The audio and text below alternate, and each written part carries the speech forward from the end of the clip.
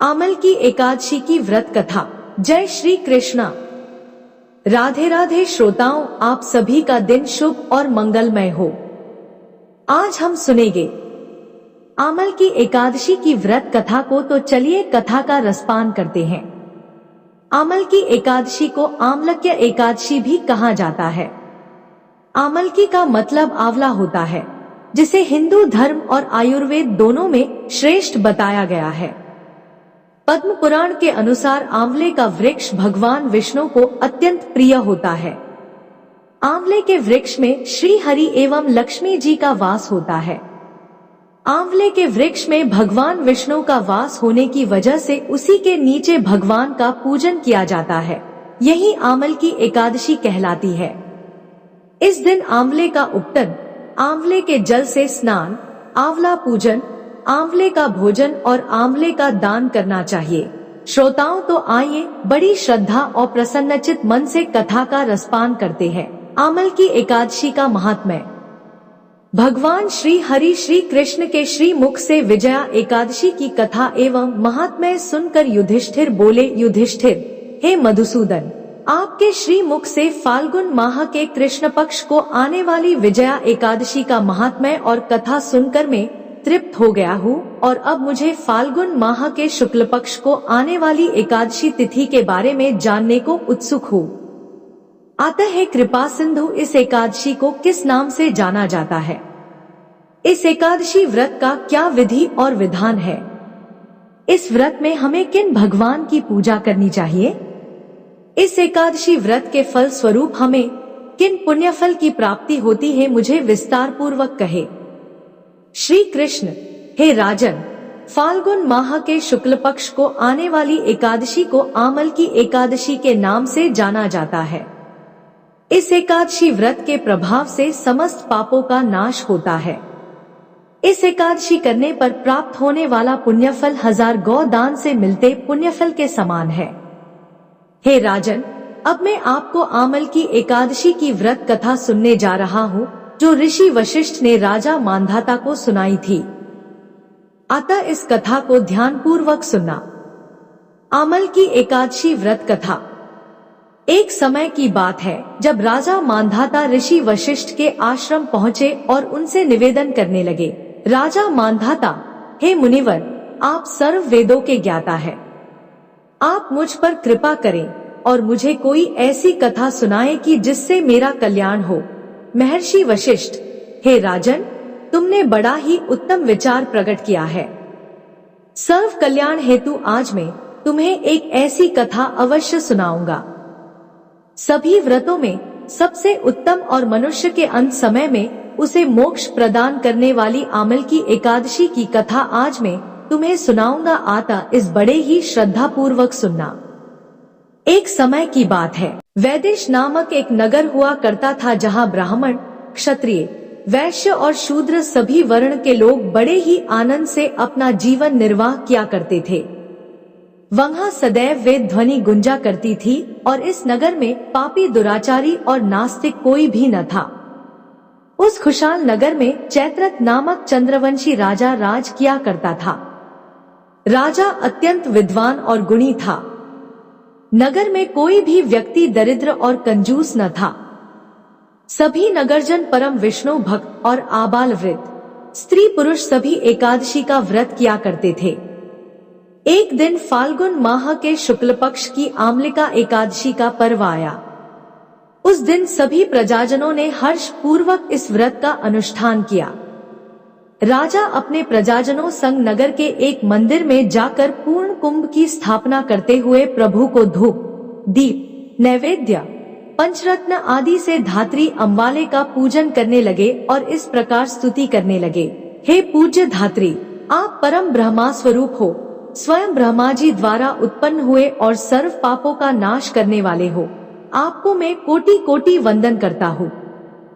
अब आप मेरा अर्घ्य स्वीकार करें। आप स्वयं श्री रामचंद्र जी द्वारा पूजनीय हो।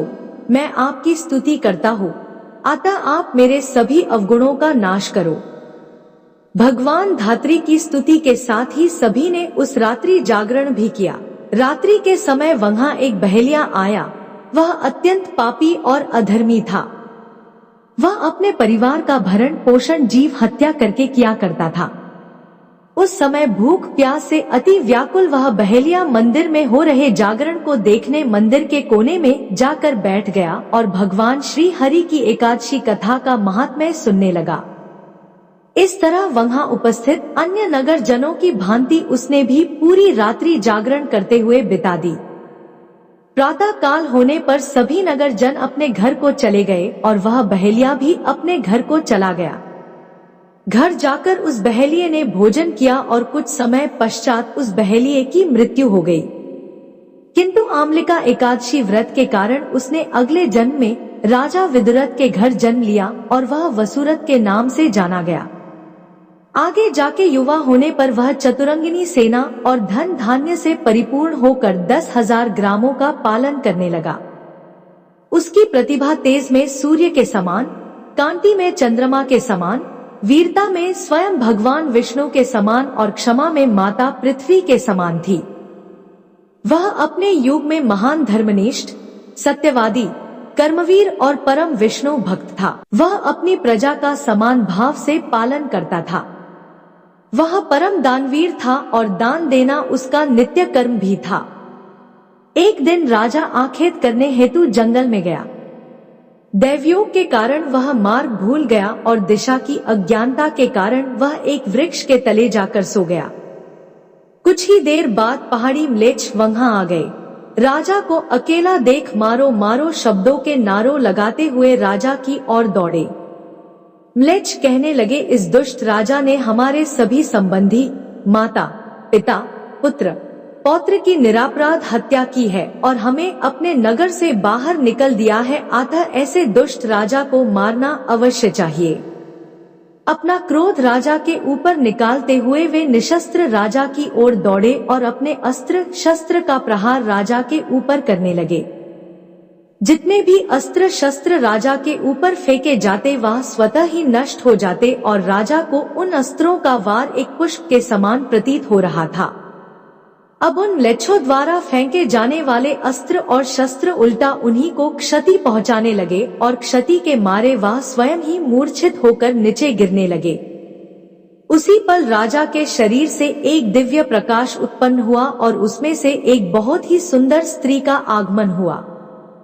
वह स्त्री सुंदर अवश्य थी किंतु उसकी भ्रिकुटी टेढ़ी थी। उनके नेत्रों से एक भयावह अग्नि की ज्वाला प्रकट हो रही थी। वह दूसरे काल से समान दिख रही थी। राजा पर प्रहार हो रहा देख वह उन म्लेच्छों का संहार करने उनके पीछे दौड़ी और कुछ ही समय में उसने सभी म्लेच्छों का संहार कर दिया।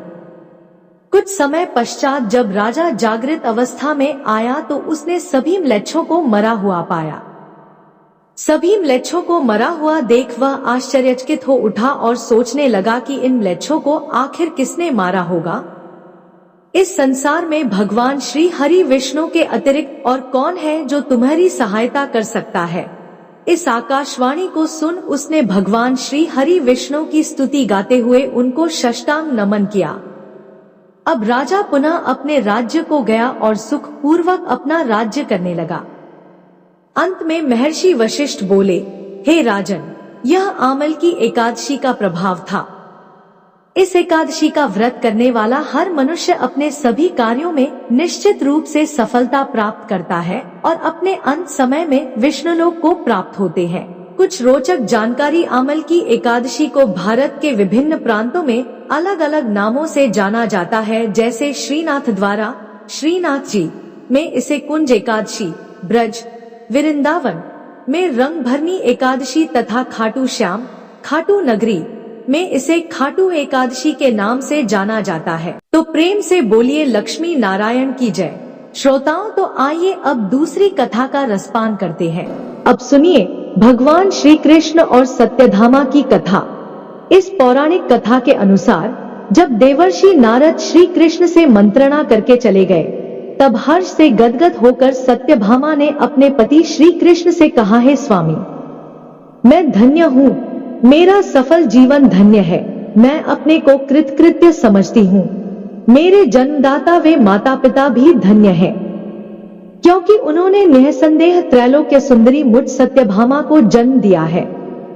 इस सुंदरता का ही प्रभाव है कि आपकी 16,000 स्त्रियों के रहते हुए भी मैं आपको विशेष प्रिय हूँ। केवल इसी के लिए मैंने कल्पवृक्ष के साथ आदिपुरुष आपको विधिपूर्वक संकल्प कर नारद के लिए उस समय समर्पित कर दिया था, जब संसार के लोग कल्पवृक्ष का नाम तक नहीं जानते थे। वही कल्पवृक्ष उस समय से मेरे आंगन में लगा हुआ है। हे मधुसूदन, तीनों लोकों के स्वामी भगवान लक्ष्मीपति की मैं अतिशय प्रियतमा हूँ, इसलिए मैं आपसे कुछ पूछने की इच्छा करती हूँ। यदि आप चाहते हैं तो मेरे प्रश्न का उत्तर विस्तार पूर्वक मुझसे कहिए, जिसे सुनकर मैं अपना कल्याण करूं। मुझे वह उपाय बताइए जिससे कल्प पर्यंत भी मेरा एवं आपका वियोग कदापि न हो।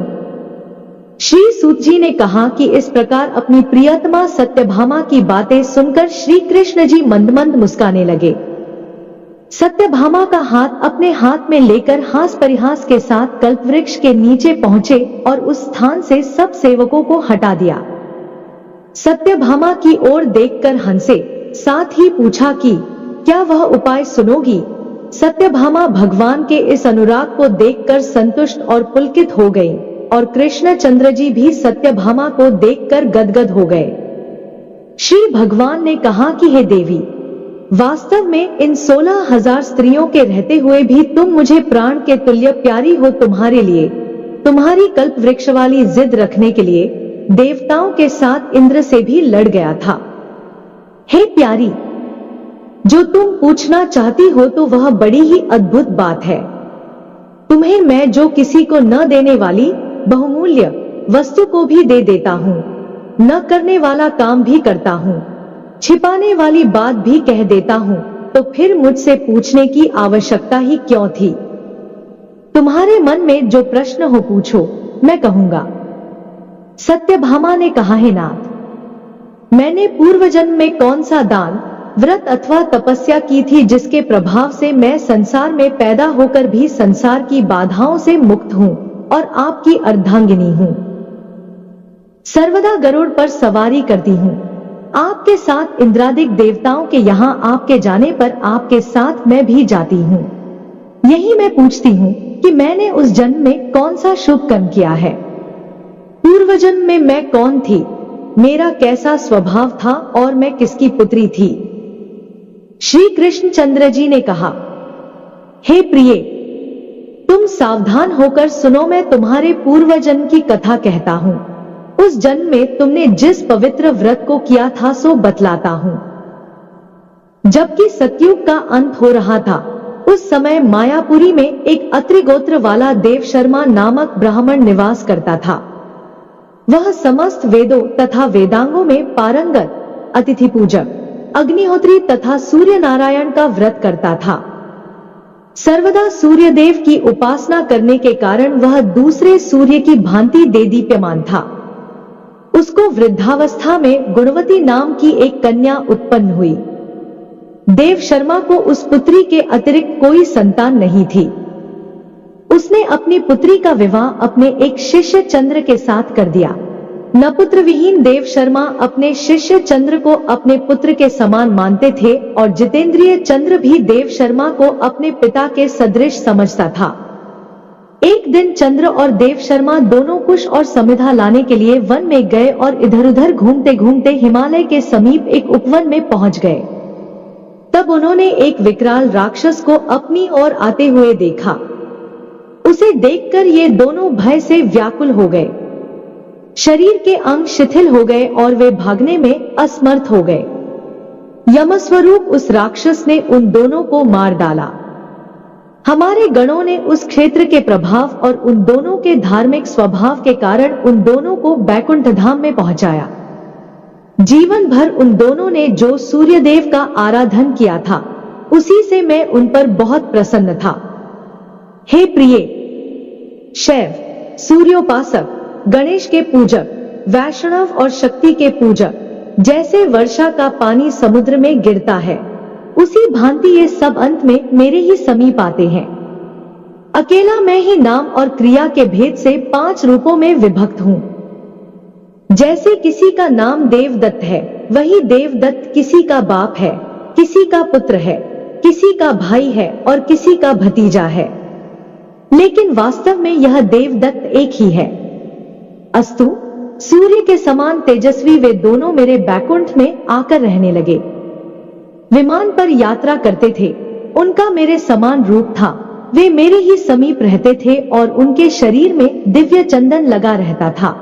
तो प्रेम से बोलिए लक्ष्मी नारायण की जय। श्रोताओं, तो आइए अब दूसरी कथा का रसपान करते हैं। अब आइए श्रवण करते हैं समस्त पापों का नाश करने वाली भगवान श्री हरि विष्णु की सच्ची कथा, जिसे सुनने मात्र से दुख दारिद्र्य समाप्त हो जाता है। कन्नौज में एक ब्राह्मण रहता था, उसका नाम अजामिल था। यह अजामिल बड़ा शास्त्रज्ञ था। शील, सदाचार और सद्गुणों का तो यह खजाना ही था। ब्रह्मचारी, विनयी, जितेंद्रिय, सत्यनिष्ठ, मंत्रवेत्ता और पवित्र भी था। इसने गुरु, संत महात्माओं सबकी सेवा की थी। एक बार अपने पिता के आदेशानुसार वन में गया और वहां से फल फूल, समिधा तथा कुश लेकर घर के लिए लौटा। लौटते समय इसने देखा कि एक व्यक्ति मदिरा पीकर किसी वेश्या के साथ विहार कर रहा है।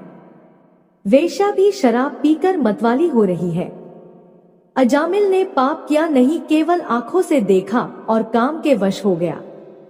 अजामिल ने अपने मन को रोकने की बहुत कोशिश की, लेकिन नाकाम रहा। अब यह मन ही मन उसी वेश्या का चिंतन करने लगा और अपने धर्म से विमुख हो गया। अजामिल सुंदर सुंदर वस्त्र, आभूषण आदि वस्तुएं, जिनसे वह प्रसन्न होती, ले आता। यहाँ तक कि इसने अपने पिता की सारी संपत्ति देकर भी उसी कुलटा को रिझाया। यह ब्राह्मण उसी प्रकार की चेष्टा करता जिससे वह वेश्या प्रसन्न हो। इस वेश्या के चक्कर में इसने अपने कुलीन, नवयुवती और विवाहिता पत्नी तक का परित्याग कर दिया और उस वेश्या के साथ रहने लगा। इसने बहुत दिनों तक वेश्या के मलसमान अपवित्र अन्न से अपना जीवन व्यतीत किया और अपना सारा जीवन ही पापमय कर लिया। यह कुबुद्धि न्याय से, अन्याय से, जैसे भी जहाँ कहीं भी धन मिलता वहीं से उठा लाता और उस वेश्या के बड़े कुटुंब का पालन करने में ही यह व्यस्त रहता। चोरी से, जुए से और धोखाधड़ी से अपने परिवार का पेट पालता था। एक बार कुछ संत इसके गांव में आए। गांव के बाहर संतों ने कुछ लोगों से पूछा कि भैया, किसी ब्राह्मण का घर बताइए, हमें वहां पर रात गुजारनी है। इन लोगों ने संतों के साथ मजाक किया और कहा, संतों, हमारे गांव में तो एक ही श्रेष्ठ ब्राह्मण है जिसका नाम है अजामिल, और इतना बड़ा भगवान का भक्त है कि गांव के अंदर नहीं रहता, गांव के बाहर ही रहता है। अब संत जन अजामिल के घर पहुंचे और दरवाजा खटखटाया। भक्त, अजामिल दरवाजा खोलो। जैसे ही अजामिल ने आज दरवाजा खोला तो संतों के दर्शन करते ही मानो आज अपने पुराने अच्छे कर्म उसे याद आ गए। संतों ने कहा कि भैया, रात बहुत हो गई है, आप हमारे लिए भोजन और सोने का प्रबंध कीजिए। अजामिल ने सुंदर भोजन तैयार करवाया और संतों को करवाया। जब अजामिल ने संतों से सोने के लिए कहा तो संत कहते हैं, भैया, हम प्रतिदिन सोने से पहले कीर्तन करते हैं। यदि आपको समस्या न हो तो हम कीर्तन कर लें। अजामिल ने कहा, आप ही का घर है महाराज, जो दिल में आए सो करो। संतों ने सुंदर कीर्तन प्रारंभ किया और उस कीर्तन में अजामिल बैठा। सारी रात कीर्तन चला और अजामिल की आंखों से खूब आंसू गिरे, मानो आज आंखों से आंसू नहीं पाप धुल गए हैं। सारी रात भगवान का नाम लिया। जब सुबह हुई संत जन चलने लगे तो अजामिल ने कहा, महात्माओं, मुझे क्षमा कर दीजिए, मैं कोई भक्त वक्त नहीं हूं, मैं तो एक महापापी हूं। मैं वेश्या के साथ रहता हूं और मुझे गांव से बाहर निकाल दिया गया है। केवल आपकी सेवा के लिए मैंने आपको भोजन करवाया, नहीं तो मुझसे बड़ा पापी कोई नहीं है। संतों ने कहा, अरे अजामिल, तूने ये बात हमें कल क्यों नहीं बताई? हम तेरे घर में रुकते ही नहीं। अब तूने हमें आश्रय दिया है तो चिंता मत कर। ये बता तेरे घर में कितने बालक हैं? अजामिल ने बता दिया कि महाराज 9 बच्चे हैं और अभी ये गर्भवती है। संतों ने कहा कि इस बार जो तेरे संतान होंगी वो तेरे पुत्र होगा और तू उसका नाम नारायण रखना। जा, तेरा कल्याण हो जाएगा। संत जन आशीर्वाद देकर चले गए। समय बीता, उसके पुत्र हुआ, नाम रखा नारायण। अजामिल अपने पुत्र नारायण में बहुत आसक्त था। अजामिल ने अपना संपूर्ण हृदय अपने बच्चे नारायण को सौंप दिया था। हर समय अजामिल कहता था, नारायण भोजन कर लो, नारायण पानी पी लो, नारायण तुम्हारा खेलने का समय है, तुम खेल लो। हर समय नारायण नारायण करता था। इस तरह 88 वर्ष बीत गए। वह अतिशय मूढ़ हो गया था। उसे इस बात का पता ही न चला कि मृत्यु मेरे सिर पर आ पहुंची है। अब वह अपने पुत्र बालक नारायण के संबंध में ही सोचने विचारने लगा। इतने में ही अजामिल ने देखा कि उसे ले जाने के लिए यमराज के दूत आए हैं और वह नारायण नारायण पुकारने लगा। भगवान के पार्षदों ने देखा कि यह मरते समय हमारे स्वामी भगवान नारायण का नाम ले रहा है, उनके नाम का कीर्तन कर रहा है। अतः वे बड़े वेग से झटपट वहां आ पहुंचे। उस समय यमराज के दूत दासीप्ती अजामिल के शरीर में से उसके सूक्ष्म शरीर को खींच रहे थे। विष्णु दूतों ने बलपूर्वक रोक दिया। उनके रोकने पर यमराज के दूतों ने उनसे कहा, अरे धर्मराज की आज्ञा का निषेध करने वाले तुम लोग हो कौन? तुम किसके दूत हो? कहां से आए हो और इसे ले जाने से हमें क्यों रोक रहे हो?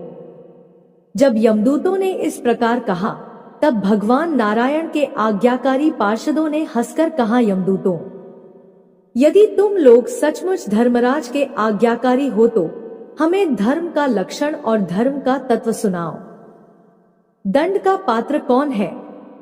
यमदूतों ने कहा, वेदों ने जिन कर्मों का विधान किया है वे धर्म है और जिनका निषेध किया है वे अधर्म है। वेद स्वयं भगवान के स्वरूप हैं। वे उनके स्वाभाविक श्वास प्रश्वास एवं स्वयं प्रकाश ज्ञान है, ऐसा हमने सुना है। पाप कर्म करने वाले सभी मनुष्य अपने अपने कर्मों के अनुसार दंडनीय होते हैं। भगवान श्री हरि विष्णु जी के पार्षदों ने कहा, यमदूतों, यह बड़े आश्चर्य और खेद की बात है कि धर्मज्ञों की सभा में अधर्म प्रवेश कर रहे हैं, क्योंकि वहां निरपराध और अदंडनीय व्यक्तियों को व्यर्थ ही दंड दिया जाता है।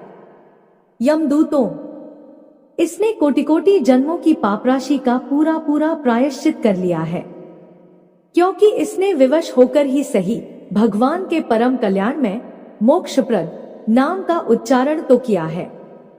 जिस समय इसने नारायण इन 4 अक्षरों का उच्चारण किया, उसी समय केवल उतने से ही इस पापी के समस्त पापों का प्रायश्चित हो गया।